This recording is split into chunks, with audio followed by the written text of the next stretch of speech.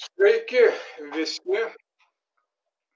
Ankstesniuose mūsų kurso laiduose kalbėjau apie bendrus visuomenės ir socialinių mokslų glamorizavimo klausimus. Aiškinau, kas išvis yra glamūras ir iš kur jis kyla, kokie dabartinės visuomenės ypatumai visą tai nulėmė. Taip pat samprotavau apie ekonomikos ir kultūros sąveikas specifiką mūsuose, kaip fundamentinę tokios visuomenės vystymasi priežastį, į tuo pačiu paviršutinišką dabartinių socialinių mokslų turinio priežastį. Dabar laikas pakalbėti apie konkrečius socialinius mokslus ir jų atstovus. Berods jau minėjau, kad socialiniai mokslai tai pirmiausia filosofija, politologija, sociologija, ekonomika ir istorija. Socialinės minties pagrindą sudaro filosofija, apie kurią kalbėsiu vėliau, visuomenės gyvenimo fundamentą, ekonomika, apie kurią gana plačiai kalbėjau ekonomikos ir kultūros laidoje. Dabargi pakalbėkime apie matomiausią ir girdžiamiausią mūsų dienomis socialinį mokslą - politologiją. Na ir žinoma, apie daugiausiai matomus ir girdimus, nuolat politologiniais terminais žongliruojančius politologus ir politikus.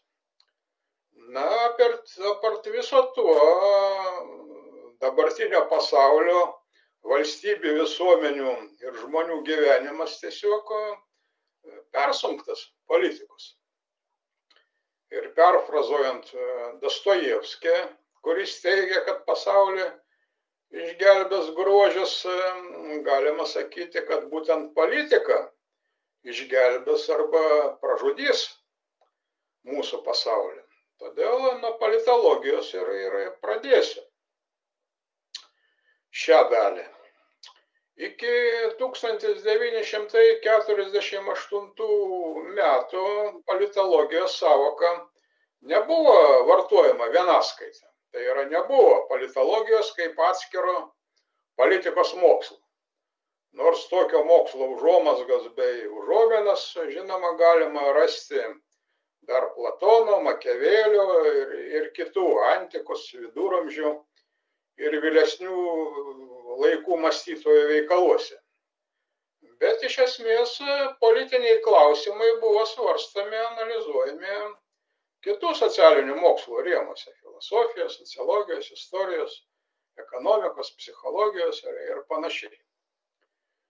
Ir 1948 metais Paryžiuje vyko pirmasis Europos politikos mokslo atstovų kongresas, o sekančiais 1949 metais buvo įkurta Tarptautinė politikos mokslų asociacija. Kongrese taip pat buvo nuspręsta iš kitų išskirti vieną politikos mokslą, būtent politologiją. Ir buvo nuspręsta, kad ji susideda iš 4 tokių skyrių. Pirmas skyrius tai politinė teorija, antras skyrius politinės institucijos, tai valstybė, parlamentas, demokratija ir panašiai. Trečias partijos grupės viešoji nuomonė. Ir ketvirta dalis, ketvirtas skyrius, tai tarptautinės organizacijos ir tarptautiniai santykiai. Politologijos kaip mokslo objektas tai politika. Kasgi yra politika? Bendriausias toks apibūdinimas galėtų skambėti taip. Politika tai įvairių socialinių grupių, žmogaus, visuomenės ir valstybės santykių sritis susijusi su valdžios turinio struktūra ir pasiskirstimu, siekiant išreikšti savo ekonominius ir kitus interesus, perteikiant ir įdiegiant į visuomeninę sąmonę tam tikras idėjas. Iš esmės, politologija koncentruojasi į politikos branduolį, tai yra politinės valdžios mechanizmą, funkcionavimą ir dėsningumus. Politinės valdžios specifika tai pirmiausia pavaldumo paklusnumo santykiai. Deja, politinė valdžia dabartinėmis sąlygomis be šių santykių dar turi būti teisėta, tai yra legalizuota ir legitimi. Tas, kuris įsakinėja, turi teisę tai daryti pagal įstatymus, o tas, kuris paklūsta, pripažįsta šią teisę ir savo pareigą paklusti. Mūsų politologų samprotavimą apie valdžią deja samprotavimuose tuose nesimato kaip tik mokslinio požiūrio. Tai tik gana subjektyvi kritika arba pagirimai bei liaupsės valdžiai. Žinoma, bet kuris socialinis mokslas negali būti visiškai objektyvus. Bet kai teorinėse išvedžiojimėse net nebandoma naudotis mokslinė metodologija, tai visiškas subjektyvizmas ir akivaizdus tendencingumas. Pagrindiniais moksliniais metodologiniais postulatais, atėjusiais dar iš antikos laikų, yra toks, kad viskas susieta su viskuo ir viskas vystosi per priešingybių kovą. O pasiklausius mūsų politologų atrodo, kad politika tai tik politikų ir politinių partijų santykiai į veiklos sferą, bei įvairių politinių skandalų komentavimas. Kartais atrodo, kad jeigu skandalo mūsų politinio gyvenime nebūtų, tai taptų didžiausių skandalų. Ir tuo pačiu visi politologai tik tai yra komentuotų. Čia reikalas yra tas, kad tiesmukiškas žemaus vokiečių sociologų ir politologų, kurį dažnai vadina savotišku antimarksu Makso Weberio, teiginys politika tai profesija yra suabsoliutinimas. Ir tai apverčia aukštyn kojom visą politikos sampratą. Užmirštama, kad politiko profesija tai pirmiausia atstovavimo profesija. Politikas nėra savarankiškas profesionalas kaip koks medikas ar ūkininkas. Greičiau jis toks vadybininkas, kuris atstovauja darbdavio interesus. O politiko darbdavys tai įvairios socialinės grupės, į kurias visuomenė padalinta, bei pati visuomenė. Jos interesams ir tų grupių interesams, ekonominiams ir kultūriniams, politikas visų pirma ir turi atstovauti. Kitaip, normalioje visuomenėje jis negalėtų tapti politiku. Mūsuose deja politikų egoistinis toks savarankiškėjimas, atstovavimas patiems savo vyksta nuolat. Vyksta su mūsų glamūrinės tos politologijos pagalba. Taigi, be ekonominių ir kultūrinių, bei įvairiausių kitokių politinių įvykių priežasčių analizės negali būti ir mokslinio politinių reiškinių suvokimo. Politikoje, kaip tiek ir kitur, viskas susiję su viskuo. Perdėtas politikos politizavimas tai vienas svarbiausių dabartinio gyvenimo tokių simuliakrų, kurį sukūrė mūsų politologai. Tuo pačiu pateisindami ir savo profesijos naudingumą ir savo amato pelningumą. Kaip mūsuose susiformavo štai toks politikos politizavimo principas? Tai atsitiko sąjūdžio laikais. Taip vadinama išėjimą iš sovietinės intelektualinės izoliacijos anuomet dosniai finansavo žinomas Sorošo fondas ir kitos vakarų struktūros. Kaip žinia, pagrindinė politologų kalvė nepriklausomai Lietuvoje buvo ir iki šiol yra Tarptautinių santykių ir politologijos institutas. Iš jau minėto vakarietiškų fondų ir kurį gamina dabartinius politinius atseit mokslininkus. Bet kas pamokslavo tiems mokslininkams, kaip sakoma, kas buvo dabartinių mokytojų mokytojai? Ogi daugiausiai buvo buvę marksistinės lenininės filosofijos, mokslinio komunizmo, socializmo politekonomijos ir TSKP istorijos dėstytojai ir specialistai, kurie pasikeitus santvarkai išvertė kailį ir tam, kad išlaikyti savo socialinį statusą bei pademonstruoti lojalumą naujai valdžiai, viską pradėjo dėstyti atvirkščiai. Visus pliusus pakeitė į minusus, o minusus į pliusus.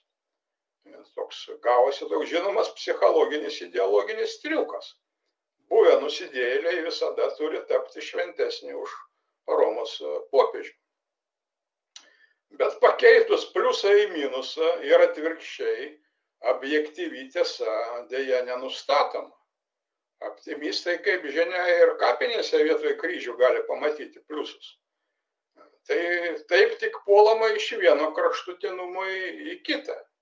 Nes kartu su purvinu ideologizuotu tarybinių laikų socialinių mokslų vandenį į patvorį buvo išpiltas ir visiškai sveikas kūdikis, mokslinė, marksistinė, socialinių reiškinių analizės metodologija.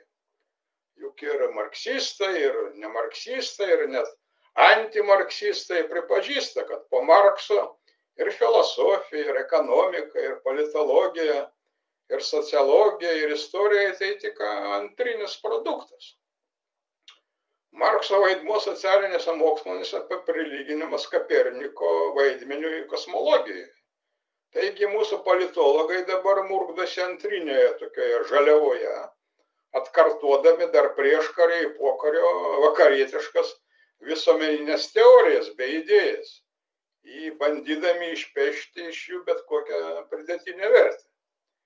Viena vertus, tos teorijos beviltiškai paseno, o kitas dalykas, jos nuo pat pradžių netitiko moksliškumo kriterijus, nes rėmėsi subjektyvistinė metodologija. Belieka tik plaukyti paviršiui pasroviui, ką mūsų politologai dabar ir daro. Jie banalybių čempionai ir kalbų bei gandų visokiausių komentatoriai. Net dar išlikę kiek objektyvesni, gilesni ir padoresni politologai, gal patys to nesuvokdami, gal tiesiog bijodami atvirai tai įvardinti, vis dėlto tiesiog priversti naudoti marksistinę metodologiją savo politologiniuose tyrimuose, net viešai tai neigdami. Mūsų politologai kopijuodami vakarietiškos politologinės konstrukcijas tarsi nepastebi ir kitokios vakarietiškos praktikos. Tuose pačiuose vakaruose visada buvo ir išlieka galinga tokia marksistinė tradicija politologijoje ir kitose visuomenės moksluose. Ten apstu tokios pakraipos mokslininkų. Daugelis jų šio fakto kaip ir mūsuose nepripažįsta arba nutylė, bet kai kurie sugeba objektyviai ir drąsiai vertinti marksizmo įtaką savo moksliniai veiklai. Pavyzdžiui, sociologas Raitas Milsas pažymė, kad jeigu mano darbuose jaučiama Markso idėjų įtaka, tai byloja mano gerą išsilavinimą. Žinomas ekonomistas Galbraitas pasisakė dar kategoriškiau. Atvirai kalbant, aš laikau Marksą per daug galingą figūrą, kad visiškai atiduočiau jį socialistams ir komunistams. Taigi, mokslinė marksizmo galia tai visuotinai pripažintas dalykas. Ir bergždžiai mūsų dienų idėjiniai teoriniai nykštukai bando patampyti Marksą už barzdos. Žinoma, pats Karlas Marksas kapitalistinę bei ikikapitalistinę santvarką kritikavo kaip objektyvus analitikas. Taigi panašiai ir į marksizmą reikėtų žiūrėti objektyviai, nedarant iš jo nei švento rašto, nei kažkokios pragaro išdavos. Marksizme per 150 metų nemažai teiginių paseno. Bet radikali marksistinė kritika tokių mitų kaip rinkos ekonomika, teisinė valstybė bei demokratija, kurie buvo itin populiarūs mūsų politologų tarpe beveik iki mūsų laikų, išlieka itin aktuali. Kiek buvo liaupsių šiems mitams neoliberalizmo klestėjimo laikais. Dabar pasikeitus konjunktūrai, jis susidūrus su naują konservatyvę realybę, mūsų politologija tyli. Dabar neoliberalizmo tvirtovė išliko tik ko gero Europos Sąjungos bastionuose. Ir dabar oficioziniai europolitologus ištiko akivaizdi krizė. Panašiai kaip praeito amžiaus 90 metais jį ištiko ir marksizmą. Politologai dabar matomai pasimetė, jie nežino, kaip komentuoti jau paminėtas mitologijos akivaizdų žlugimą ir kokiais naujais mitais ją pakeisti. Žlunga į dar vienas pagrindinis mitų - šventos neliečiamos privačios nuosavybės mitas. Dabar jau ta nuosavybė ekspropriuojama, nacionalizuojama arba apmokestinama pačių kapitalistų arba kapitalistinės valstybės ir vėl tyla. Ir ši tyla geriausiai byloja apie mūsų politologijos parsidavėlišką tokį glamūriškumą. Reikalas tas, kad šios gražios idėjos - rinka, teisė, demokratija, privati, neliečiama nuosavybė - nukrenta ne iš dangaus į mūsų gyvenimą, o visada būna pagristos tam tikrais interesais. Visų pirma, socialiniais, ekonominiais. Intereso sąvoka vienas iš mokslinės politologijos kertinių akmenų. Kaip teigia anglų filosofas Tomas Gobbsas, jei geometrinės aksiomos prieštarautų žmonių interesams, jos būtų paneigtos. Taigi, kam tarnauja rinka, kas rašo teisinės normas, koks realios demokratijos turinys, kodėl neliečiama privati nuosavybė tampa gana sąlygišku dalyku. Štai tokie klausimai visada turėtų būti keliami tikrų, o ne glamūrinių politologų, jeigu jie remiasi mokslinė metodologija. Politologai vis bando įtikti valdžiai, o ne kritiškai nagrinėti nusistovėjusius mąstymo, elgesio modelius, apsiriboja konjunktūrinėmis problemomis, o ne giluminių tendencijų analizė. Viską vertina iš taip vadinamo vakarietiško etnocentrizmo, ne iš analitinio neutrališkumo pozicijų. Politologijos glamūriškumo pasekmės gana neigiamas. Tai didina nepasitikėjimą mokslo aplamai, kadangi politinio mokslo bejėgiškumas į politinės manipulacijos tiesiogiai paliečia žmonių gyvenimą. Jie pradeda visą mokslą įtarinėti būtais ir nebūtais dalykais. Kita vertus, net prie gerų ketinimų politologai neišvengiamai susiduria su empiriniu duomenų trūkumu. Kadangi valdžia darosi vis uždaresnė, vis daugiau linkusi į autoritarizmą, tai daugelis politikos mokslo tyrimų grindžiami teorinėmis prielaidomis ir hipotezėmis, o ne realiais faktais ir sprendimais. Todėl ir hipotezių patikrinimas darosi praktiškai neįmanomas. Ir politinio tyrimo rezultatai vis mažiau patikimi.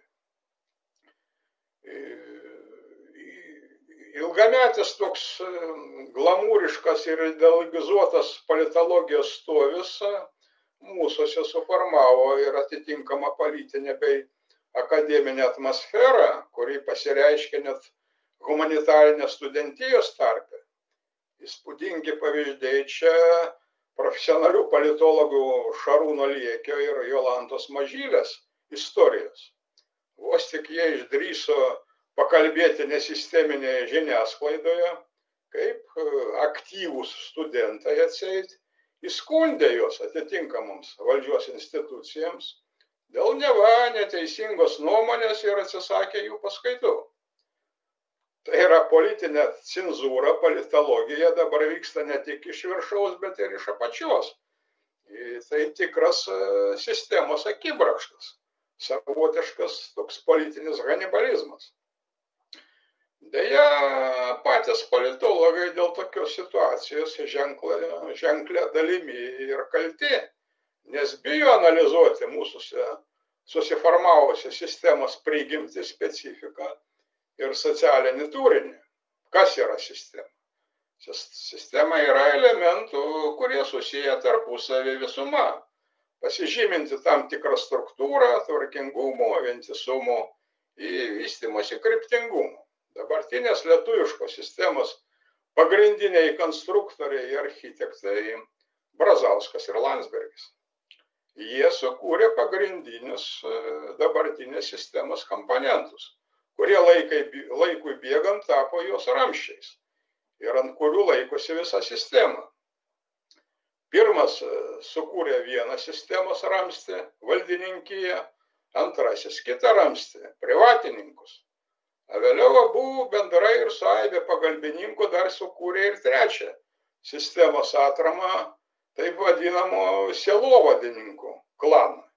Čia aš neturiu omeny dvasininkų luomo atstovus, nors jie priklauso šiam klanui iš dalies. Ir dabar valdininkai valdo sistemą, privatininkai iš to valdymo pelnasi, dalinasi pelnais su valdininkais, o sielovadininkai guodžia tuos, kurie juos valdo, vieni ir iš kurių pelnasi kiti. Sielovadininkų klaną sudaro aibė būtent politologų, žurnalistų, apžvalgininkų ir įvairių socialinių grupių atstovų, kurie įsitikinę sistemos pranašumų ir jo šviesos istorinės perspektyvą, arba tiesiog pelnasi jos sąskaitą.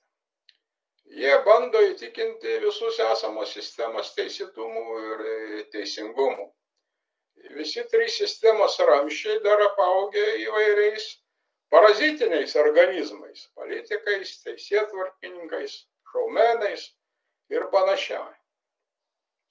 Ir šiam aptarnaujančiam sistemą personalui atitenka kam riebesnė, kam prastesnė kąsniai nuo pagrindinio sistemos stalo.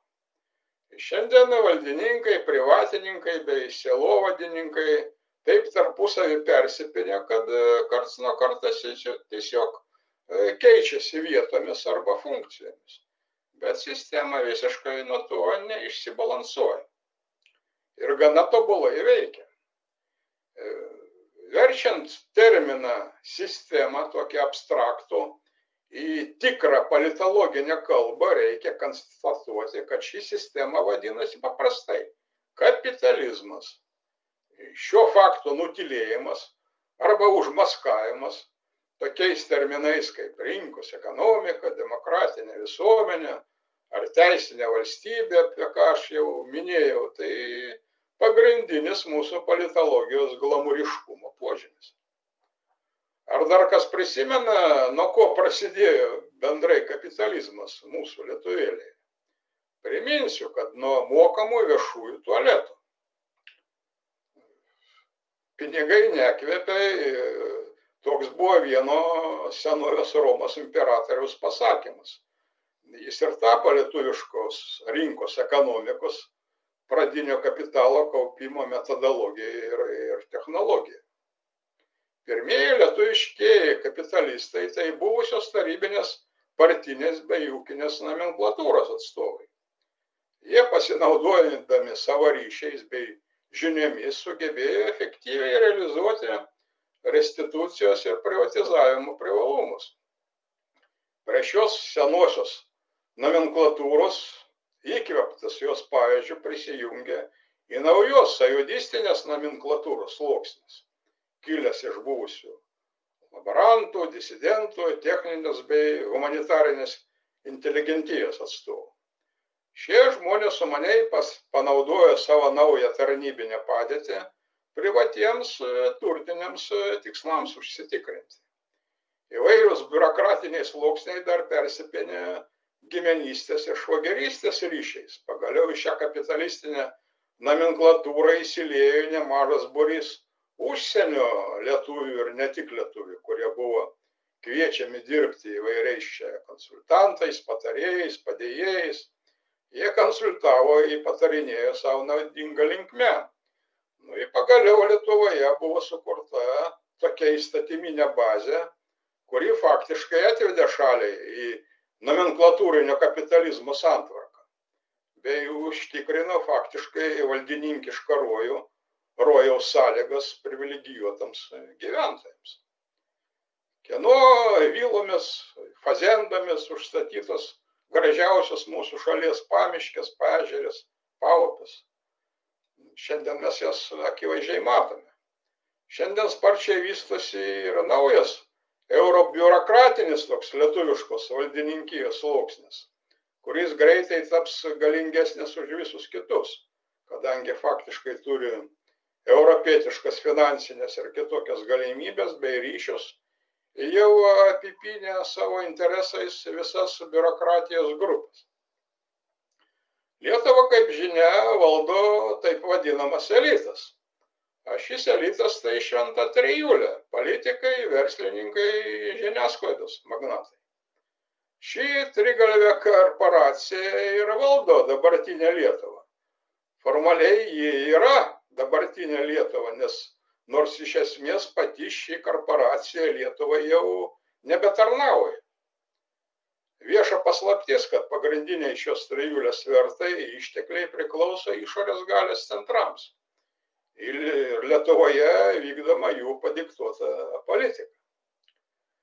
Politologijos kaip mokslo degradavimas atsiliepia ir politikai kaip profesijai. Šią laidą pradėjau nuo Makso Weberio teiginio apie politiko profesiją, juo ir baigsiu.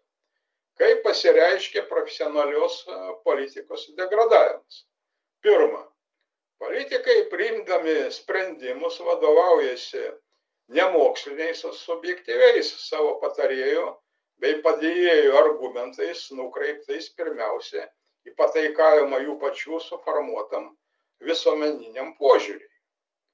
Bet kaip teigia britų filosofas Bertranas Russellas, jei požiūris yra plačiai paplitęs, tai nereiškia, kad jis yra teisingas. Antra, kas dabar tik netampa politikais? Nebereikia jokių Kembridžo ir Oksfordo. Dabartiniai politologai vis ironizuodavo dėl neva Lenino teiginio apie tai, kad kiekviena virėja gali valdyti valstybę. Nors iš tiesų Leninas kalbėjo apie tai, kad kiekviena virėja turi mokintis valdyti valstybę. Čia visiškai skirtingi dalykai. Bet tiek to. A kasgi dabar valdo valstybę? Valdo valstybę muzikantai, laborantai, ginekologijos, pediatrės, agronomai, policininkai, šaumenai, biznieriai ir taip toliau. Ypač įdomus yra vis dažnesnis politikų aktoriaus profesijos sutapimas. Šis reiškinys prasidėjo jau senokai.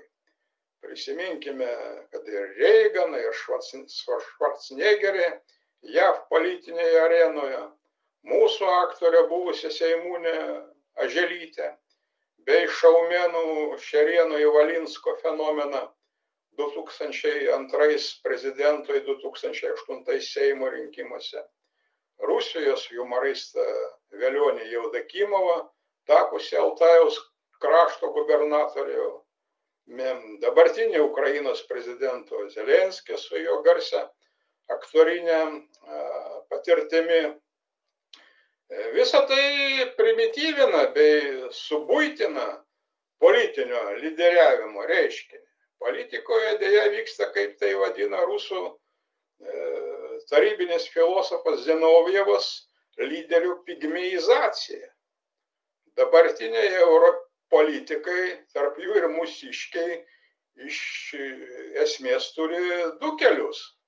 Padaryti kažką geriau nei jų pirmtakiai arba sumenkinti savo pirmtakius. Jei pavaizduosiu savo pirmtakius kaip blogus ir mažamenkius, tai ir pats atrodysi geras ir didus. Štai dabartiniai politikai užsiminėja visakariopų tarybinės praeities ir jos buvusio lyderių menkinimu. Bet kaip sakoma, istorijos teismo niekas neišvengs. Jis sustatys į savo vietas ir politikos pigmėjus, ir politikus galiūnus. Visas dabartinis politinis gyvenimas su jo veidmainiškomis tokiomis metamorfozėmis išplaukia iš vaidybinių elementų didėjimo pačioje politikoje, ką skatina ir glamūriškas politologijos pobūdis. Rinkimai pavirsta į šou, o pati politika į spektaklį. Vis didesnį įtaką politikoje įgauna ne politologai, o polittechnologai. O rinkėjai vis dažniau tik masuotė tampa, kuri kartu ir stebi politinį spektaklį, kai scenoje pasirodo pirmosius vaidmenis atliekantis aktoriai ir patys jame dalyvauja, kai reikalingas masinės scenos. Mūsų glamūriniai politologai dar visai nesenai mėgdavo teikti, kad Lietuvos Respublika tai normali europietiška šalis. Dabar galime visi stebėti, kad ir Lietuva, ir Europa matomai pasikeitė. Taip vadinama atvira visuomenė transformavosi į represinę visuomenę, o ir normalumo sąvoka įgavo gana spalvingus tokius vaivorykštinius bruožus. Deja, politologai dabar ir valstybės turbūt naikinimo procesą, bei galima jos susinaikinimą arba vis ryškėjančią jos fašizaciją sugeba glamūriškai pagražinti ir net įvardinti kaip laisvės kovų ir sėkmės istoriją. Štai tokios metamorfozės atsitinka su politologija ir politikais mūsų politizuotoje visuomenėje. Sėkmės visiems!